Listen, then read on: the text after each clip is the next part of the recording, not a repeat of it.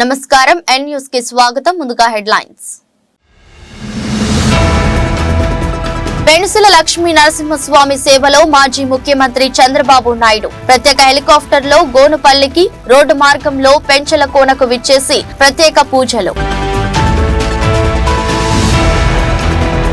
మాజీ మంత్రి సోమిరెడ్డి చంద్రమోహన్ రెడ్డి మరోమారు ధ్వజమెత్తిన మంత్రి కాకాని జిల్లా అధికారులపై సోమిరెడ్డి చేసిన వ్యాఖ్యలు సరైనవి కావంటూ మండిపాటు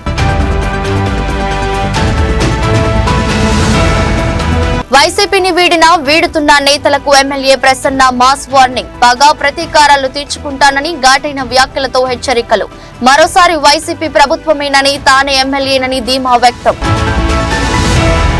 ఉదయగిరి నియోజకవర్గంలోని జలదంకిలో విజయసాయిరెడ్డి ఎన్నికల ప్రచారం టీడీపీకి చెందిన ఎంపీ ఎమ్మెల్యే అభ్యర్థుల వలె గెలిస్తే కానరాకుండా పోయే వ్యక్తులం కాదంటూ వ్యాఖ్యలు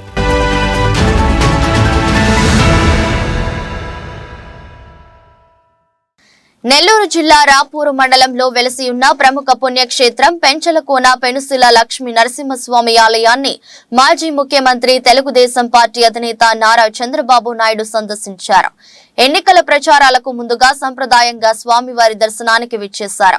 ఈ దైవ కార్యక్రమానికై హైదరాబాద్ నుంచి ప్రత్యేక హెలికాప్టర్ లో గోనుపల్లికి చేరుకున్న ఆయనకు తొలుత వెంకటగిరి నియోజకవర్గ మాజీ ఎమ్మెల్యే కురుగొండ్ల రామకృష్ణ, వెంకటగిరి నియోజకవర్గ టీడీపీ అభ్యర్థి కురుగొండ్ల లక్ష్మీప్రియ, తెలుగుదేశం నెల్లూరు, తిరుపతి జిల్లాల ప్రముఖ నేతలు పుష్పగుచ్చాలను అందించి ఘన స్వాగతం పలుకగా అనంతరం రోడ్డు మార్గాన పెంచలకోన క్షేత్రానికి చేరుకోగా ఆలయ వేద పండితులు, అర్చకులు వేద మంత్రోచ్చనాల నడుమ ఆలయంలోకి స్వాగతం పలికారు. తదనంతరం పెనుసుల లక్ష్మీ నరసింహస్వామి వారికి ప్రత్యేక పూజలు చేసి వేద పండితుల ఆశీర్వచనాలు తీసుకున్నారు.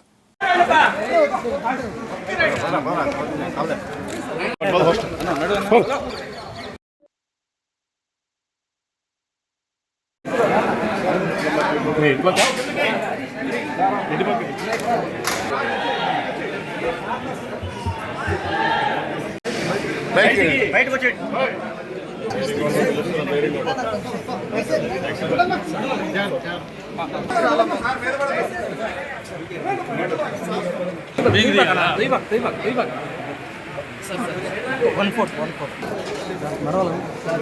ప్లీజ్ నడవాలి.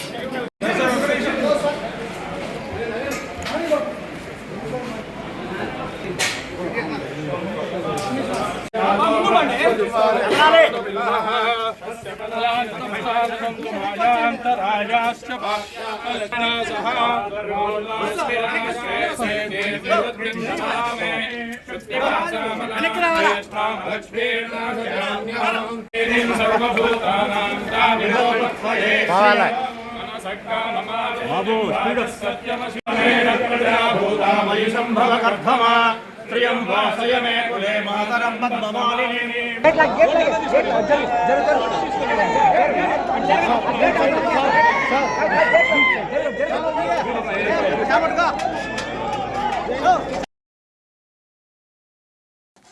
భారత ఎన్నికల సంఘం మార్గదర్శకాల ప్రకారం ఎక్కువ పోలింగ్ కేంద్రాలు ఉన్న ప్రాంతాల్లో ఓటరు సహాయక కేంద్రాలను పకడ్బందీగా ఏర్పాటు చేయాలని, ఈ విషయమై సెక్టోరల్ ఆఫీసర్లు ప్రత్యేక శ్రద్ధ పెట్టాలని, నిర్వహించాలని జిల్లా ఎన్నికల అధికారి కలెక్టర్ హరినారాయణ్ పేర్కొన్నారు. కోవూరులోని బీజేఆర్ ప్రభుత్వ ఉన్నత పాఠశాలలో పోలింగ్ కేంద్రాలను స్థానిక అధికారులతో కలిసి ఆయన పరిశీలించారు.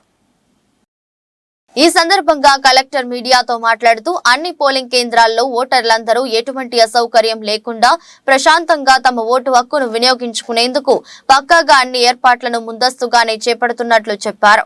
ఎక్కువ ఓటర్లు గల పోలింగ్ కేంద్రాలు ఉన్న ప్రదేశంలో ఓటరు సహాయక కేంద్రాన్ని ఏర్పాటు చేసి ఓటరు తమ ఓటు హక్కును ప్రశాంతంగా వినియోగించుకునేలా చర్యలు చేపట్టాలని అధికారులను ఆదేశించారు. ఈ సహాయక కేంద్రం ద్వారా ఓటు ఏ పోలింగ్ కేంద్రంలో ఉందో తెలుసుకుని ఆ పోలింగ్ కేంద్రానికి సులువుగా వెళ్లి ఓటు వేసుకోవచ్చని కలెక్టర్ చెప్పారు. దీంతో ఓటర్లు ప్రశాంతంగా తమ ఓటు హక్కును వినియోగించుకునే అవకాశం కలుగుతుందన్నారు.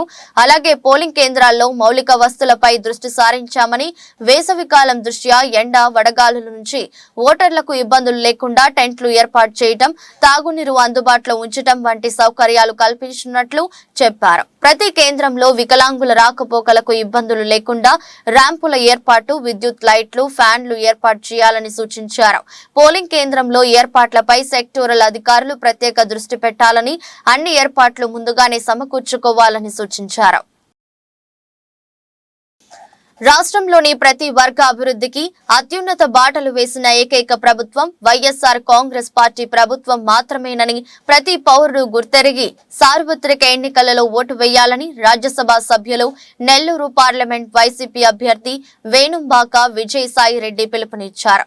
నెల్లూరు నగర నియోజకవర్గ అభ్యర్థి ఖలీల్ అహ్మద్ తో కలిసి 47వ డివిజన్ ప్రాంతంలో పర్యటించిన ఆయన గడప గడపకు తిరుగుతూ వైసీపీ ప్రభుత్వం పథకాలను వివరిస్తూ రానున్న ఎన్నికలలో మరోసారి వైఎస్ఆర్ కాంగ్రెస్ పార్టీని దీవించాలని ప్రజలను అభ్యర్థించారు.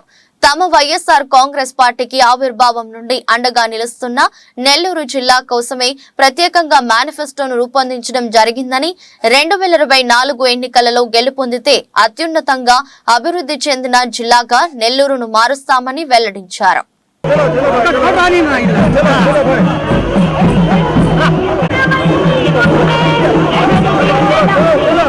నెల్లూరు సిటీ కార్పొరేషన్లో రామకృష్ణ కార్పొరేటర్గా మా యొక్క వైఎస్ఆర్ కాంగ్రెస్ పార్టీ మరింత బలపరుచుకుంటుంది.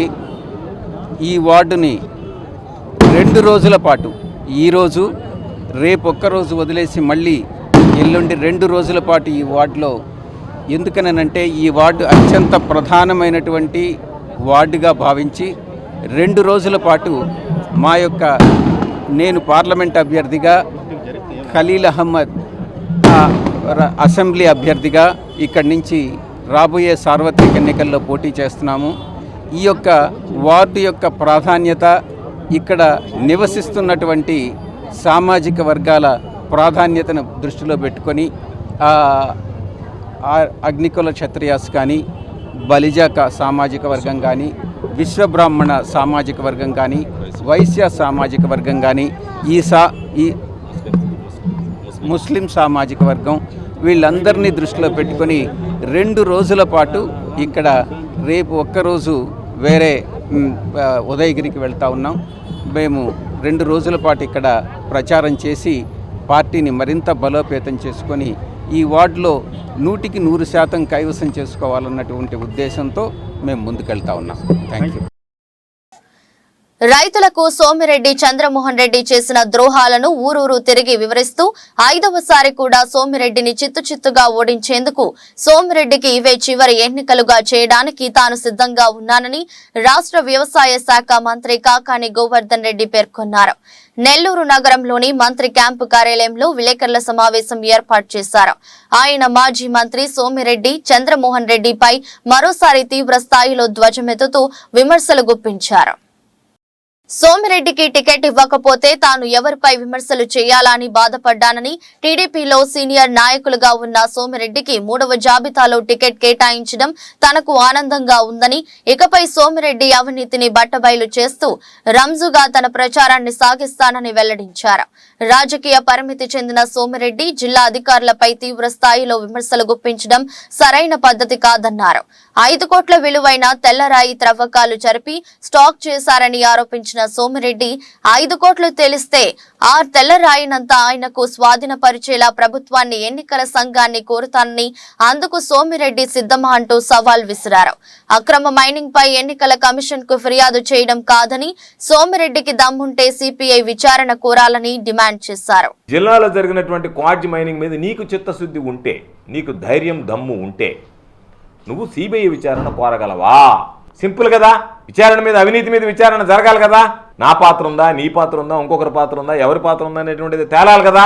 తేలాలన్నప్పుడు రేపు నువ్వు అధికారంలోకి వచ్చిన తర్వాత నీ అధికార పార్టీతో నేను చేయిస్తానంటే నువ్వు రాలేవు కదా. చంద్రబాబు ముఖ్యమంత్రి అయ్యేది లేదు, నువ్వు గెలిచేది లేదు, నీకు వచ్చేది లేదు, ఎందుకు పాపం కాలయాపన? కాబట్టి ఎన్నికల లోపలనే నువ్వు సిబిఐ విచారణకు సిద్ధపడి, ఇదిగో ఈ మొత్తం మీద ఈ జిల్లాలో జరిగినటువంటి అక్రమ మైనింగ్ మీద అన్ని రాద్దాం, ఇబ్బంది ఏం లేదు. నీకు అక్రమ మైనింగ్ అని చెప్పేటువంటి దాని మీద నువ్వు సిబిఐ విచారణకు సిద్ధమా అనేటువంటిది నువ్వు స్పష్టత చేస్తే ఖచ్చితంగా నేను చెప్తా, అయ్యా సిబిఐ విచారణ జరిపించండి. ఎందుకంటే నేను నీలాగా చిల్లర కొట్టి చిల్లర కాసులు కక్కుర్తి పడేటువంటి వాడిని కాదు. నీకు కూడా తెలుసు ఈ లెటర్ గురించి. నువ్వు పత్రికల్లో కొంతమందికి చెప్పావు, గోవర్ధన్ రెడ్డి ప్రభుత్వానికి వ్యతిరేకంగా లెటర్ రాశాడని చెప్పి మాట్లాడావు. ప్రభుత్వానికి వ్యతిరేకంగా లెటర్ రాయాల. 10/2/2024 రోజు నేను డైరెక్టర్కి ఒక లేఖ రాశా. ఏమని రాశానంటే, దీనికి సంబంధించి కొన్ని పేపర్ కటింగ్లు కొంతమంది అలిగేషన్స్ చేస్తున్నారు, దీని మీద పూర్తి స్థాయి విచారణ జరపండి అని చెప్పి 10/2/2024 నేను రాసినటువంటి లేఖని ప్రభుత్వం మీద మంత్రిగా ఉన్నటువంటి వాడు రాశాడు అని చెప్పాడు. ఆ ధైర్యం నాకుంది, ఆ దమ్ము నాకుంది, ఆ నీతి నా దగ్గర ఉంది, ఆ నిజాయితీ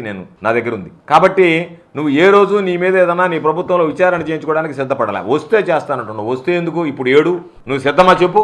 సిబిఐ విచారణ సంబంధించి ఈరోజు నేను అడుగుతున్నాను, నేను అన్నిటికీ సంబంధించి ఇప్పుడు నువ్వేదో ప్రెస్ మీట్లో సైదాపురంలో నువ్వు 11 వాటాలు తినేసేసి ఆ 11 వాటాలు మాట్లాడుతున్నాం కాబట్టి నిన్న పొదలకూరుతో పాటు సైదాపురం హెచ్చరించావు. నువ్వు సైదాపురం మైనింగ్లో 11 వాటాలు తిన్నటువంటి మాట వాస్తవమా కాదా అనే దానికి సమాధానం చెప్పు. దానికి సమాధానం చెప్పలేకున్నావు నువ్వు. కాబట్టి నువ్వు అవినీతిపరుడు అనేటువంటిది అర్థమైపోయింది. నీ నోరు పెంటకంపు కొడుతుంది కాబట్టి ఆ నోరు కడగాలనేటువంటి ఆలోచనతోనే ఈరోజు ప్రత్యేకించి సమావేశం ఏర్పాటు చేశావు. నువ్వు ఇంకో మాట చెప్తున్నా, నువ్వు మొన్న పోయినప్పుడు విలేకరులందరితో 500 కోట్ల రూపాయల స్టాక్ ఈరోజు ఇక్కడ ఉందన్నావు.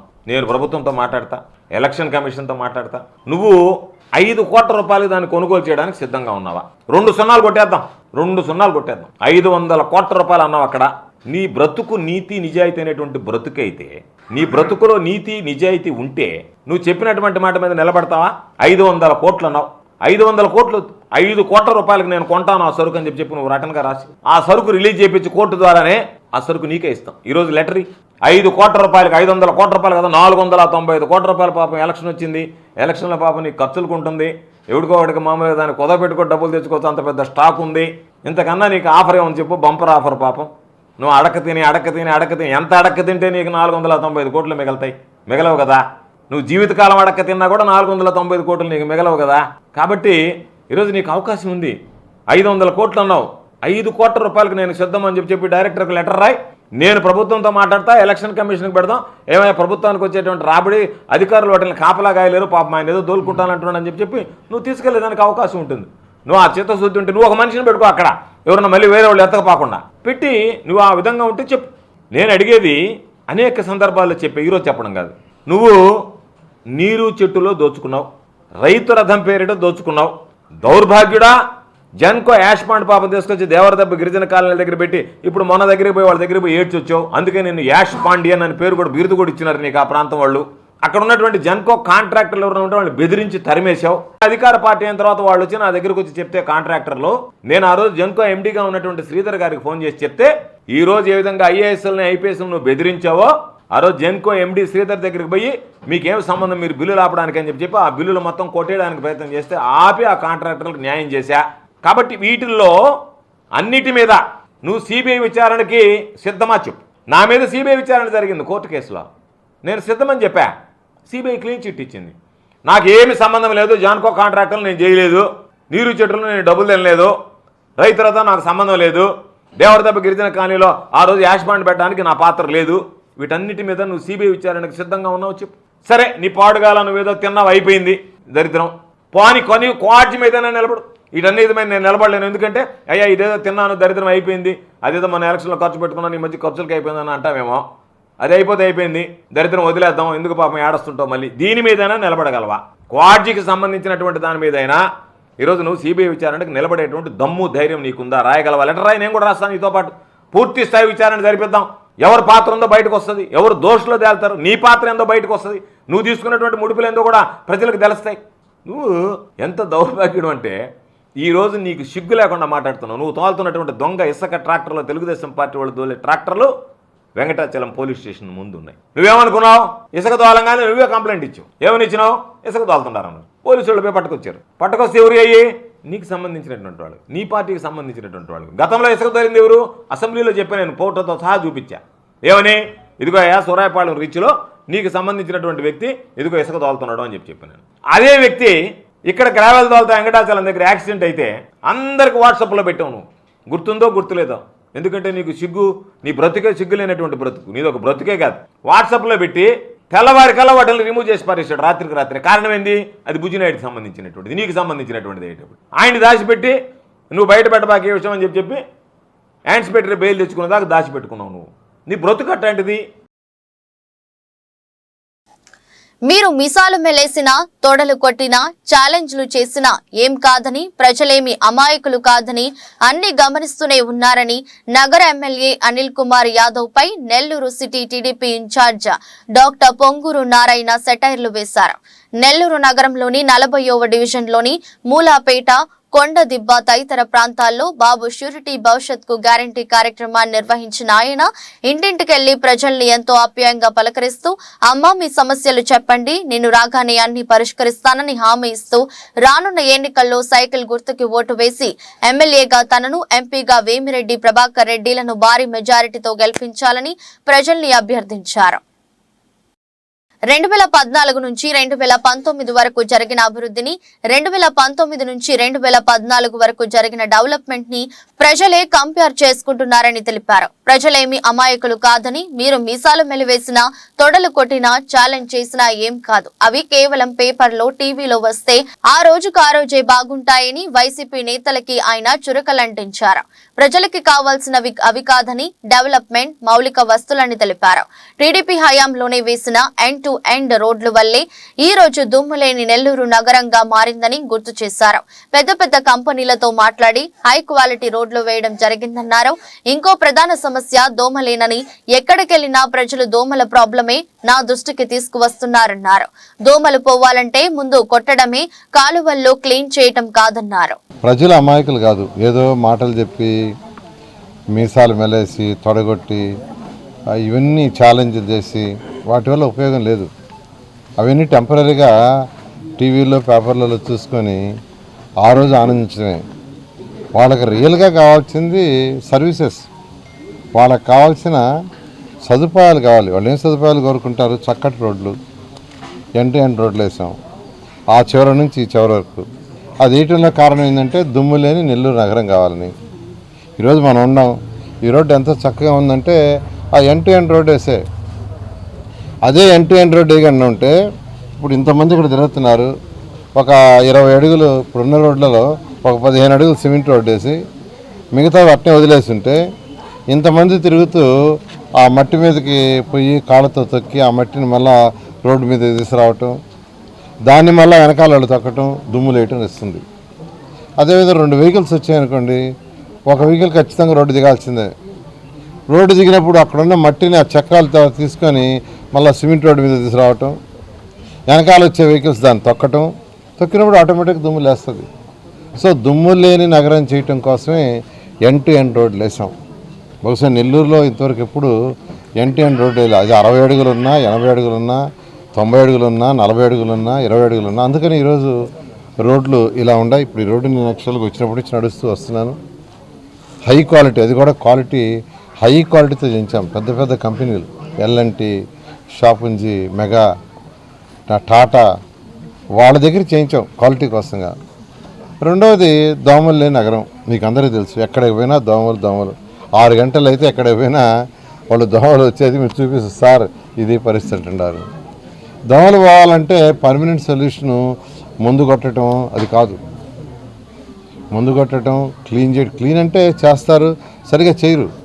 దానికి ఒకటే సొల్యూషన్, అండర్గ్రౌండ్ సివరేజ్ ఏదైతే వేస్తున్నాం, పైపులు నెల్లూరు మొత్తం పైపులైన్లు వేస్తున్నాం అండర్గ్రౌండ్ సివరేజ్. దానికి ప్రతి ఇంటి నుంచి కనెక్షన్ ఇవ్వాలి. ఒక్కటే మిగిలిపోయింది. 90% వర్క్ అయిపోయింది, కేవలం 10% ఉంది. అది 5 సంవత్సరాలు చేసి ఉండొచ్చు, అది పెద్ద వర్క్ కాదు. అది గట్టిగా చేస్తే ఒక 6 నెలల వరకు. కానీ అది ఇవ్వాల. అది కానీ ఇచ్చుంటే నెల్లూరు నగరం దోమలు లేని నగరం అయింది. ఖచ్చితంగా ప్రభుత్వం వస్తుంది, రాగానే కంప్లీట్గా ప్రతి ఇంటిని ప్రతి ఇంట్లో వచ్చే బాత్రూమ్ నీళ్లు కానీ, టాయిలెట్స్లో నీళ్ళు కానీ, కిచెన్ వంటగదిలో నీళ్ళు కానీ అవన్నీ కూడా భూమి లోపల అండర్గ్రౌండ్లో ఉన్న లైన్కి కనెక్షన్ ఇవ్వడం జరుగుతుంది. కనెక్షన్ ఇచ్చినప్పుడు ఈ యొక్క ఎండ్ కెనాల్స్ అంటే 2 పక్కల ఉండే చివర రోడ్డుకు ఉండే కెనాల్స్లో నీళ్లు ఉండవు. ఇంకా దోమ లేకుండా ఉండాలంటే దాంట్లో నీళ్లు ఉండకూడదు. నీళ్లు ఉండకూడదంటే మీ ఇళ్ళలో నుంచి వచ్చే నీళ్ళు భూమి లోపల వెళ్ళిపోవాలి, బయటికి. ఎక్కడికి పోతాయంటే పొలాల్లోకి వెళ్ళిపోతాయి. ఆ విధంగా పైపులు వేస్తున్నాం. ఖచ్చితంగా ఆ పని రాగానే చేస్తామని మీ అందరూ తెలియజేస్తున్నాను. అదేవిధంగా ఇప్పుడే 4-5 దిగులు చూశాను. వాటర్ పైప్ లైన్ మేము ఉన్నప్పుడు సంగం బ్యారేజ్ తీసుకొచ్చిన లైన్లు చూసి అన్నీ ఓపెన్గానే ఉండే. అట్నే ఆ బ్లూ పైప్ ప్రతి ఒక్కరూ సార్ బ్లూ లైన్ అంటున్నారు. బ్లూ లైన్ అంటే కలర్ బ్లూగా ఉండే పైపులు అవి అట్టే ఓపెన్గా ఉండే, కనెక్షన్ ఇవ్వాల. 5 ఏళ్ళు అయిపోయింది. సంగం బ్యారేజ్ నుంచి 550 కోట్లతో వాటర్ లైన్ తెచ్చాం. సంగం నుంచి తేవడానికి కూడా ఏంటంటే అక్కడ 365 లీటర్ల రోజులు నీళ్లు. అదే మన పెన్నా రివర్లో ఎండాకాలం నీళ్లు ఉండవు, కింద నుంచి లాగినప్పుడు బురద వస్తుంది. అందుకనే స్వచ్ఛమైన నీరు ఇవ్వాలని 37 కిలోమీటర్ల నుంచి లైన్లు వేసేసాం, అది కూడా వదిలేశారు. అదేవిధంగా హౌసెస్, ఇప్పుడు నేను యాక్చువల్గా ఇక్కడ తిరిగితే ఇప్పుడు ఒక 50 ఏళ్ళు తిరుగుంటాను. 50 ఏళ్లలో కనీసం 10 మంది అడిగారు, సార్ మాకు ఇళ్ళు లేవు, మేము ఆ రోజు ₹1,00,000 కట్టాం ఇవాళ, 25,000 కట్టాం ఇవాళ. అక్కడ 3 రకాల ఇళ్ళు యాక్చువల్గా మేము ప్రపోజ్ చేసి కట్టడం జరిగింది. 3 రకాలు, సింగిల్ బెడ్రూమ్, డబుల్ బెడ్రూమ్ అని. ఇక్కడ 10 మంది అడిగారు ఇప్పుడు యాక్చువల్గా, సార్ ఇల్లు లేదు మేము డబ్బులు కట్టామని. నిజంగా 43,000 ఇళ్ళు నేను శాంక్షన్ చేశాను. నేను నెల్లూరులో ఉన్న పేదలందరూ చెప్తున్నాను, ఇల్లు లేని ప్రతి పేదవాడికి ఇల్లు ఇస్తా. ప్రభుత్వం రాగా నేను చెప్పేది అదే. అవసరమైతే ముఖ్యమంత్రి కాబోయే ముఖ్యమంత్రి నారా చంద్రబాబు నాయుడు గారికి మరొక 43,000 శాంక్షన్ చేస్తాను. గత స్థానిక సంస్థల ఎన్నికలలో ఓ పంచాయతీ సర్పంచ్ ఓటమి పాలైన ఆర్ఓలను మేనేజ్ చేసి గెలుపొందినట్లు ప్రకటింపజేసుకున్న సత్తా కలిగిన తాను తనను వదిలి వెళ్లిన నాయకులపై కక్ష సాధింపు ప్రతీకారం తీర్చుకోవడంలోనూ ఏమాత్రం వెనుకాడనని కోవూరు శాసనసభ్యులు నల్లపరెడ్డి ప్రసన్న కుమార్ రెడ్డి హెచ్చరించారు. విడవలూరు మండల కేంద్రంలో విలేకరుల సమావేశం ఏర్పాటు చేశారు. ఆయన వైసీపీని వీడి టీడీపీలోకి చేరబోతున్న నేతలను ఉద్దేశించి ఘాటైన వ్యాఖ్యలు చేశారు. రానున్నది కూడా వైఎస్ఆర్ కాంగ్రెస్ పార్టీ ప్రభుత్వమేనని, తానే మరోసారి శాసనసభ్యునిగా గెలుపొందుతున్నానని, ఇప్పటి వరకు పగలు ప్రతీకారం అంటేనే దూరంగా ఉండే తాను ఇకపై సరైన రీతిలో అందరికీ గుణపాఠం చెప్తానన్నారు. కావలి ఎమ్మెల్యే గారికి మన అనిల్ గారికి మధ్య కొంచెం గ్యాప్ వచ్చింది.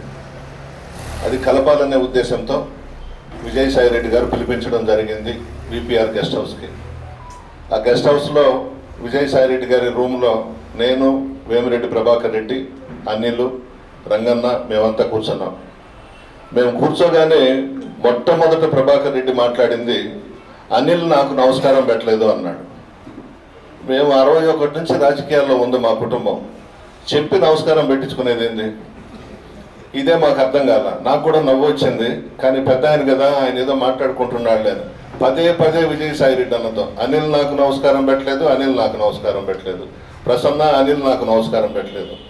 ఏంది నాకు అర్థం కాల.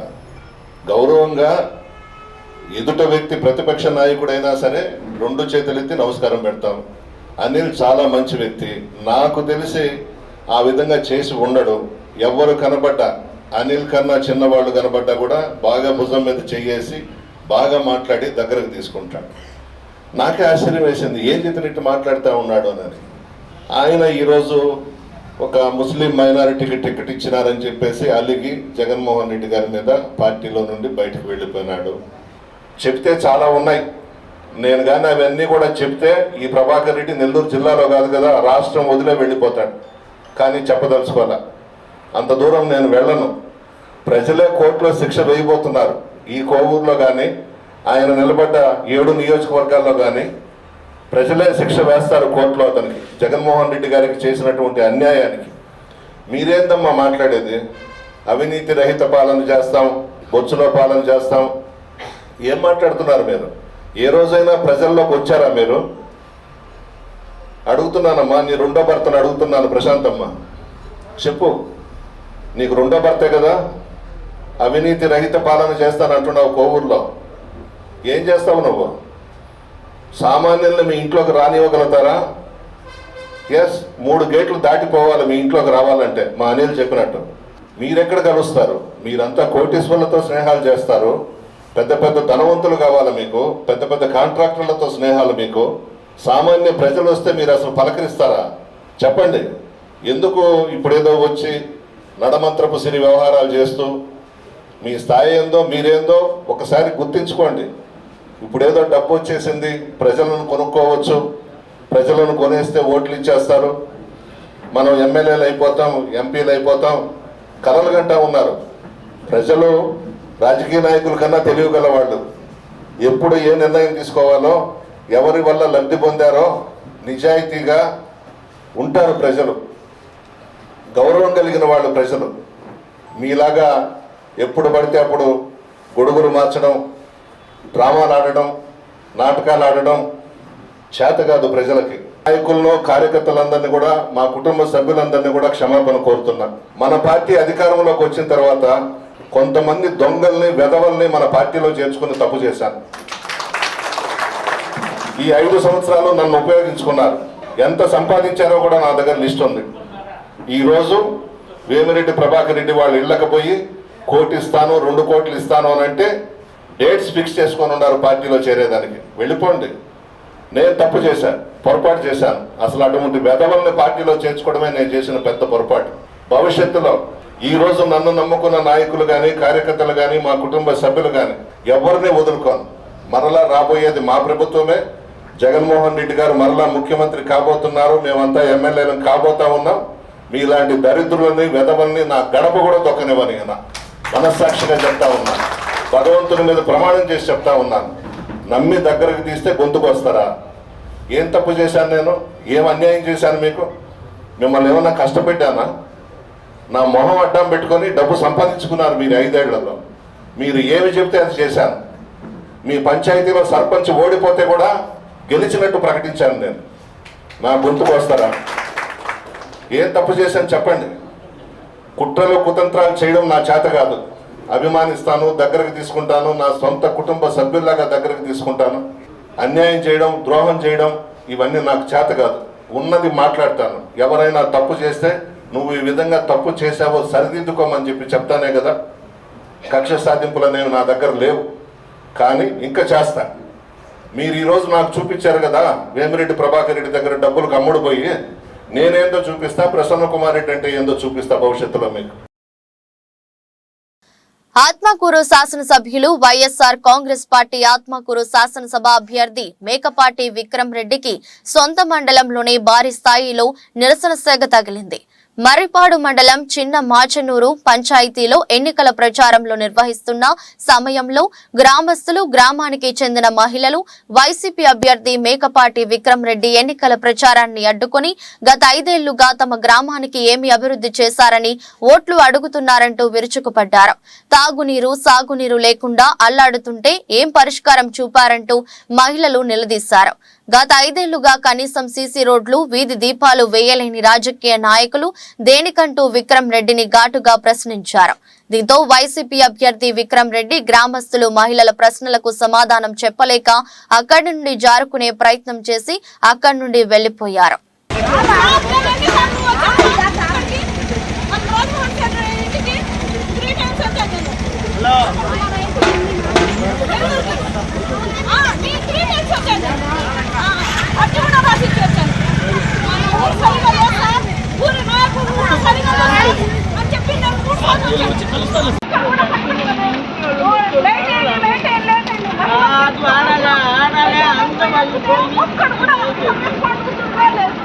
అట్లాంటప్పుడు ఎందుకు రాజకీయము?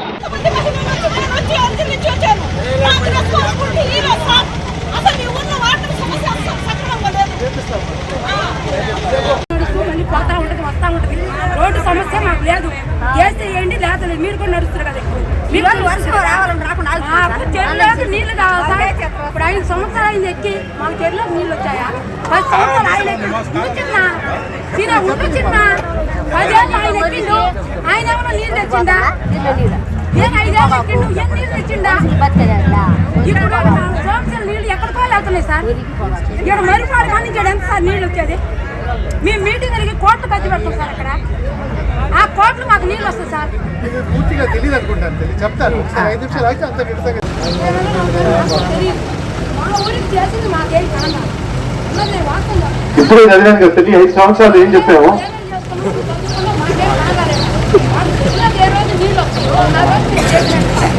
సరిపోయిందమ్మా, చెప్పు, మంచి మాట చెప్పావు. దాని గురించి నీకు సమాధానం చెప్పింది.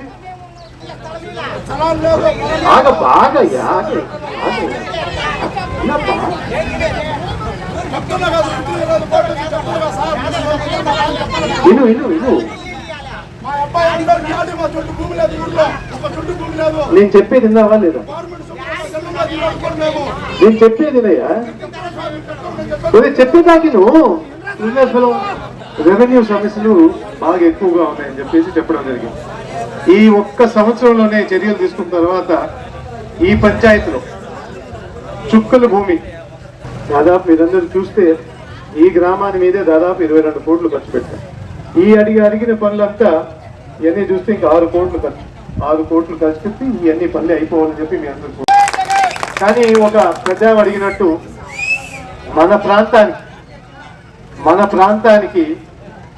మన ప్రాంతానికి అవసరం అనేది ఈ హై లెవెల్ కెనాల్ అనేది మన సోమశిల నుంచి ఇక్కడ నుంచి రావాల్సింది. దాని గురించి మీ అందరు కొంచెం చరిత్ర కూడా తెలియాలి. కాబట్టి అసలు ఈ కెనాల్ ఎవరు తీసుకొచ్చారు, ఎవరు మొదలు పెట్టారు, ఎక్కడ ఆగిపోయింది, ఎందుకు ఆగిపోయింది అనేది కూడా కొంచెం తెలిస్తే అప్పుడు మీరు కూడా దాని గురించి కొంచెం ఆలోచించి దానికి మనం ఏం చేస్తాం అనేది కూడా మీరు తెలియాలి. కాబట్టి 2006-7లో వెలుగొండ నుంచి రావాల్సిందని చెప్పేసి నీళ్లు చెప్పడం జరిగింది. ఫస్ట్ మన వైఎస్ రాజశేఖర్ గారు ఉన్నప్పుడు ఈ ప్రాంతానికి వెలుగొండ ఆ ప్రాజెక్టు నీళ్లు రావాలని చెప్పడం జరిగింది. కానీ నాన్నగారు వచ్చి అది ఉదయగిరి దగ్గర ఆగిపోద్ది, మదిపాడికి ఇంకా రావు ఆ నీళ్లు, అందుకు సోమశిల నుంచి తీసుకురావాలని చెప్పేసి ఒక ఆలోచనతో ఆ టైంలోనే 2008లో మేనిఫెస్టోలో పెట్టారు. మీ అందరికీ తెలుసు లేదు, 2008లో మేనిఫెస్టోలో పెట్టడం ఈ సోమశిల హై లెవెల్ కెనాల్ అనేది అప్పుడు పుట్టింది ఈ ఆలోచన. 2024 సార్వత్రిక ఎన్నికలలో వైఎస్ఆర్ కాంగ్రెస్ పార్టీని ఉదయగిరి ప్రజలు మరోసారి దీవిస్తే లోక్సభలో తాను, శాసనసభలో మేకపాటి రాజగోపాల్ రెడ్డిలు శక్తి వంచన లేకుండా పోరాడి ఉదయగిరిని అతి సుందరవంతమైన నియోజకవర్గంగా తీర్చిదిద్దుతామని రాజ్యసభ సభ్యులు నెల్లూరు పార్లమెంట్ వైసీపీ అభ్యర్థి విజయసాయిరెడ్డి వ్యాఖ్యానించారు. నెల్లూరు జిల్లా ఉదయగిరి నియోజకవర్గంలోని జలదంకి మండలంలో ఉదయగిరి శాసనసభ అభ్యర్థి రాజగోపాల్ రెడ్డితో కలిసి పర్యటించారు. అనంతరం జలదంకి కేంద్రంలో నిర్వహించిన ఆత్మీయ సమావేశంలో పాల్గొని టీడీపీ ఉదయగిరి అభ్యర్థి కాకర్ల సురేష్ పై, టీడీపీ నెల్లూరు పార్లమెంట్ అభ్యర్థి వేమిరెడ్డి ప్రభాకర్ రెడ్డిపై విమర్శలు గుప్పించారు. తాము ప్రజలకు ఎన్నటికీ అండగా నిలుస్తామని, టీడీపీ శాసనసభ పార్లమెంట్ అభ్యర్థుల వలె ప్రక్క రాష్ట్రాలకు, ప్రక్క దేశాలకు వెళ్లి వ్యాపారం చేసుకునే వ్యక్తులం తాము కాదని గుర్తెరిగి ఓటు వేయాలని అభ్యర్థించారు. గత ప్రభుత్వాలలో అభివృద్ధి అన్నా, సంక్షేమమన్నా కేవలం మాటలకే పరిమితమైపోయేవని, ప్రస్తుత వైసీపీ ప్రభుత్వంలో మాత్రమే క్షేత్రస్థాయిలో పెద్ద ఎత్తున ప్రజల కంటికి కనిపించేలా అభివృద్ధి సాగిందని గుర్తు చేశారు.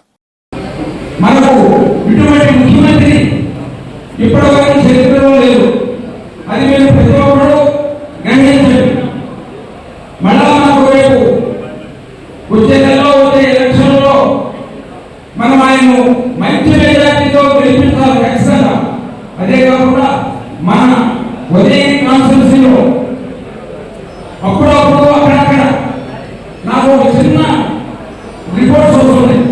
అవి ఏంటంటే ఏ ఊరికి సంబంధించి ఆ ఊరిలోని అతను పద్ధతులు బాగలేవు, ఇతర పద్ధతులు బాగలేవు అనే విధంగా చెప్పడం జరుగుతుంది. అవి ఏది కూడా నేను నమ్మడం లేదు. అటువంటి పొరపాటు ఏ విధంగా జరగకుండా ప్రతి ఒక్కరు మన ముఖ్యమంత్రి గారు చేసిన సహాయానికి మనం ప్రతి ఒక్కరూ ఆయనకు రుణపడి ఉన్నాం. కాబట్టి ప్రతి ఒక్కరు కూడా ఆలోచించి ఖచ్చితంగా మనం జగన్మోహన్ రెడ్డి గారిని మళ్ళా సీఎం చేసుకున్న రోజు అందరి జీవితాలు సుఖ సంతోషాలతో ఉన్నాయి. అది ప్రతి ఒక్కరూ గ్రహించాలా. ఏ మాత్రం పొరపాటు చేసినాము అంటే తర్వాత ఏమవుతుంది అనేది ఆలోచించినప్పుడు ఉపయోగం. కాబట్టి ప్రతి ఒక్కరు కూడా చిన్న పొరపాటు కూడా లేకుండా ఊళ్ళలో ప్రతి ఒక్కరు కలిసిపోయి మంచి మెజార్టీ మన ఉదయం కాన్స్టిట్యూన్సీలో కనీసం 40,000 పైన మెజార్టీ తీసుకురావాలని నేను ఆశిస్తున్నాను. భారతదేశ వైఎస్ఆర్సీపీ పార్టీ జాతీయ ప్రధాన కార్యదర్శిగా కూడా అంటే అటువంటి మంచి ఒక స్థానంలో ఉన్న వ్యక్తి మనకు జగన్న నెల్లూరు పార్లమెంట్ అభ్యర్థులు పంపించారంటే వీళ్ళందరూ కూడా అర్థం చేసుకుని ఎంత ప్రాధాన్యత మన నెల్లూరు జిల్లాకి ఇస్తున్నారు. అందులో మన ప్రాంతంలో చాలా ప్రాంతాలు ఎగుబడి ఉండేది, ముఖ్యంగా పెద్ద ప్రాంతమైనటువంటి ఉదయగిరి చాలా ఎగుబడినటువంటి ప్రాంతం. ఈరోజు మన పెద్దలు మేకపాటి ఆధ్వర్యంలో ఆయన సలహా సూచన మేరకు ఈరోజు వారి కుమారుడు ఆత్మకూరు బ్రహ్మాండ విక్రమ్ రెడ్డి బ్రహ్మాండ సేవలను మేము ముగించారు. రాజకీయాలకు కొత్త కదా, ఇదేమి ఏం చేస్తారు కానీ ఈరోజు మా పార్టీ కార్యకర్తలని ఈరోజు ఆయన అందరూ ముందు వరకు అభివృద్ధి సంక్షేమ కార్యక్రమంలో అందరికంటే కూడా జిల్లాలో మంచి స్థానంలో ఉన్నటువంటి వ్యక్తి.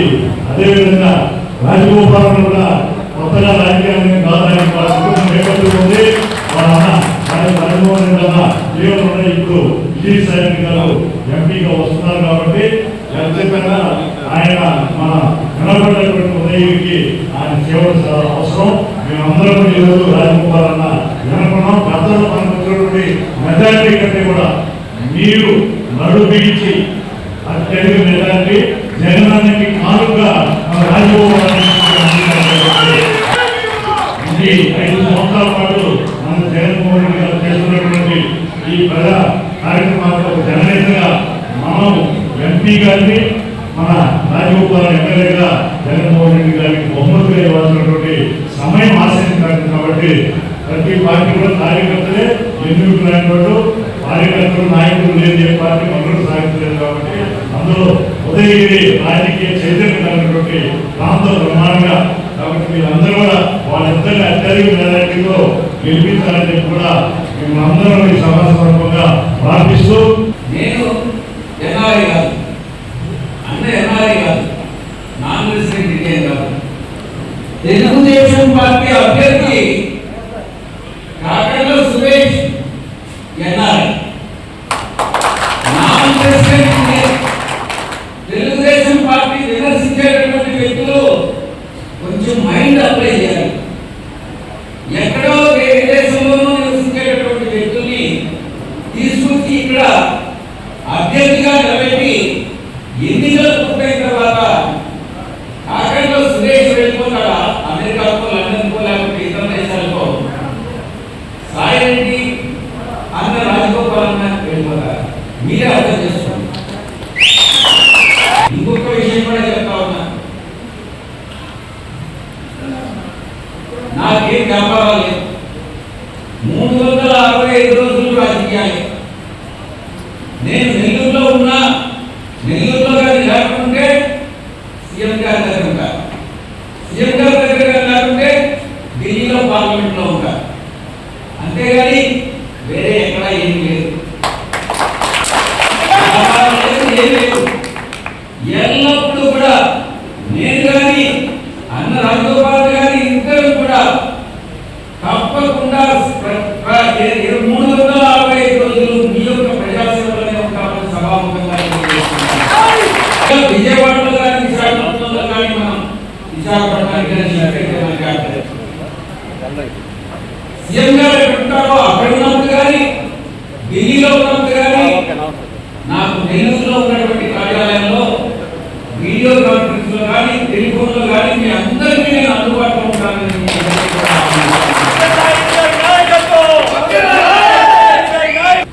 ఒక తెలుగుదేశం పార్టీ అభ్యర్థి ఎన్ఆర్ఐ, ఇంకొక తెలుగుదేశం పార్టీ అభ్యర్థి విదేశాల్లో వ్యాపారం చేసుకుంటా ఉంటారు. వ్యాపారవేత్త, చాలా చాలా పెద్ద వ్యాపారవేత్త, బాగా డబ్బు ఉన్నటువంటి వ్యక్తి.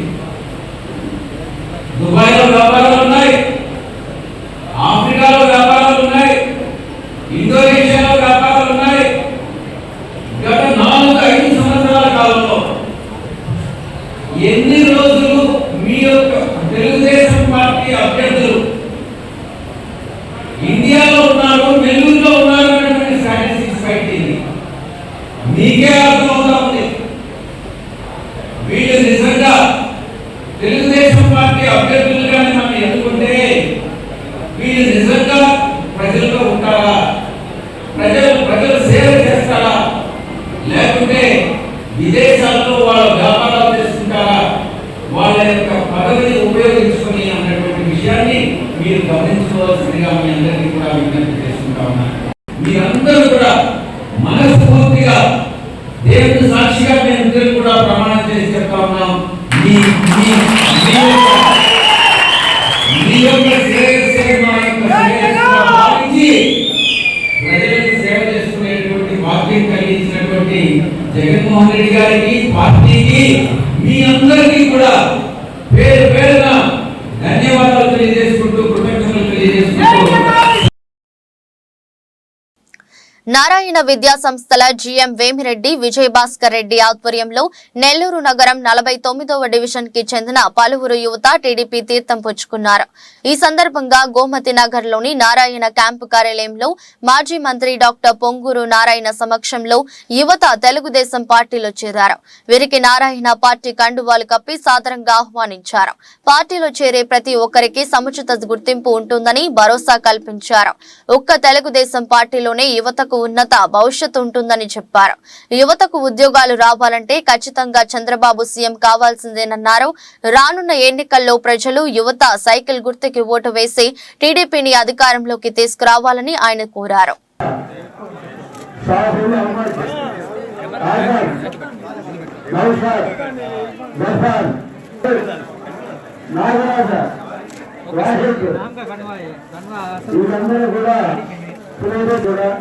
పెద్దలు గౌరవనీయులు సూర్యనారాయణ గారు వాళ్ళందరినీ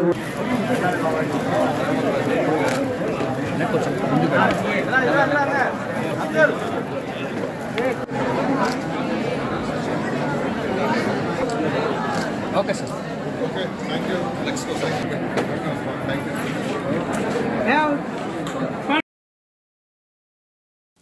2014 ఎన్నికల సమయంలో మాజీ ముఖ్యమంత్రి నారా చంద్రబాబు నాయుడు రుణమాఫీ పేరుతో రైతులను మోసగించారని రాష్ట్ర వ్యవసాయ శాఖ మంత్రి కాకాని గోవర్ధన్ రెడ్డి విమర్శించారు. పొదలకూరు మండలం సూరాయపాలెం, ఎర్రబల్లి, విరువూరు గ్రామాల్లో ఆయన ఎన్నికల ప్రచారం జరిపారు. ఈ సందర్భంగా ఆయన మాట్లాడుతూ 2014 ఎన్నికల సమయంలో చంద్రబాబు 600 పైగా హామీలు ఇచ్చాడని, ఒక్కదాన్ని అమలు చేయలేదని విమర్శించారు. ఎన్నికల సమయంలో ఇచ్చిన మేనిఫెస్టో కూడా దాచిపెట్టాడని పేర్కొన్నారు.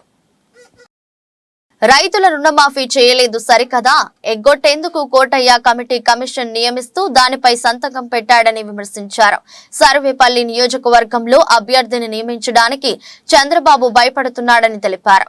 ఇక్కడ ఎవరు పోటీ చేసినా ప్రజలు వైఎస్ఆర్ కాంగ్రెస్ వైపు ఉన్నారని తెలిపారు.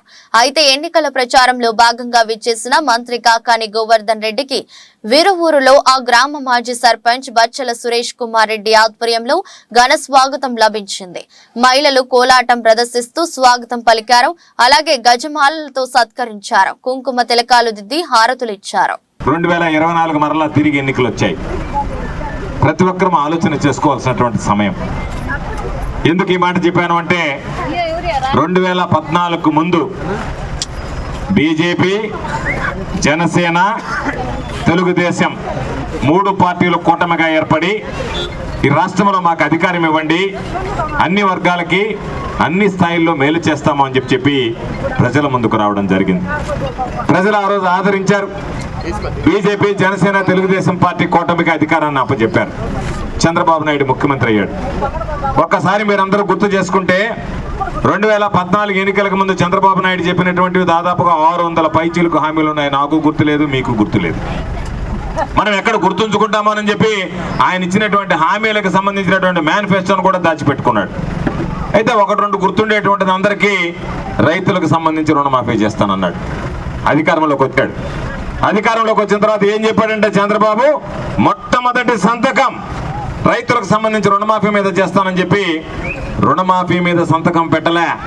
రుణమాఫీ రైతులకు ఏ విధంగా ఎగ్గొట్టాలనే దానికి కోటయ్య కమిటీని నియమిస్తూ సంతకం పెట్టాడు. అక్కడి నుంచే చంద్రబాబు నాయుడు మోసం అనేటువంటిది ప్రారంభమైంది ప్రమాణ స్వీకారం చేసిన రోజు నుంచి. వార్తలు ముగించే ముందు ముఖ్యాంశాలు మరోసారి. పెనుసుల లక్ష్మీ నరసింహస్వామి సేవలో మాజీ ముఖ్యమంత్రి చంద్రబాబు నాయుడు ప్రత్యేక హెలికాప్టర్లో గోనుపల్లికి, రోడ్డు మార్గంలో పెంచల కోనకు విచ్చేసి ప్రత్యేక పూజలు. మాజీ మంత్రి సోమిరెడ్డి చంద్రమోహన్ రెడ్డి మరోమారు ధ్వజమెత్తిన మంత్రి కాకాని. జిల్లా అధికారులపై సోమిరెడ్డి చేసిన వ్యాఖ్యలు సరైనవి కావంటూ మండిపాటు. వైసీపీని వీడుతున్న నేతలకు ఎమ్మెల్యే ప్రసన్న మాస్ వార్నింగ్. పగా ప్రతీకారాలు తీర్చుకుంటానని ఘాటైన వ్యాఖ్యలతో హెచ్చరికలు. మరోసారి వైసీపీ ప్రభుత్వమేనని, తానే ఎమ్మెల్యేనని ధీమా వ్యక్తం. ఉదయగిరి నియోజకవర్గంలోని జలదంకిలో విజయసాయిరెడ్డి ఎన్నికల ప్రచారం. టీడీపీకి చెందిన ఎంపీ, ఎమ్మెల్యే అభ్యర్థుల వలె గెలిస్తే కానరాకుండా పోయే వ్యక్తులం కాదంటూ వ్యాఖ్యలు.